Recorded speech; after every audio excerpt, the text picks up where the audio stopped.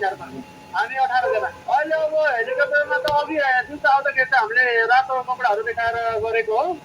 हजुर अहिले त त्यस्तो केही हेरि पनि छैन। अब 11 भइसक्यो। लङटाङ हाइड्रोको काममा हो। खानाको लागि त अहिलेको लागि त हामीसँग छ। हजुर अब यता एकजना बिरामी छ हाम्रो। हजुर टनेलभित्र फसेर तपाईँको 4 घन्टापछि उद्धार गरेको त्यस्तो। हजुर अनि ऊ चाहिँ अलि टाउकोभरि घाउ भएको छ। अनि जिउभरि पनि तपाईँको घाउ नै छ। अनि ब्लडिङ गरिरहेको छ कतिखेर चाहिँ। हजुर अनि उसले चाहिँ अलि टाउको दुख्ने, अनि ग्यास दुख्ने, अनि खुट्टा चाहिँ नसाचल्ने चोट लागेर त्यस्तो भएको छ।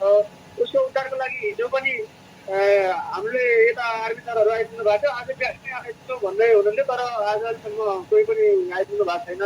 हामीले उसको उद्धारको लागि मात्रै हेलिकलाई धेरै गुहार गरेको, तर हेरेर मात्रै गयो एउटा हेलिले आज। नेपाल बहस टेलिभिजन खोजमूलक पत्र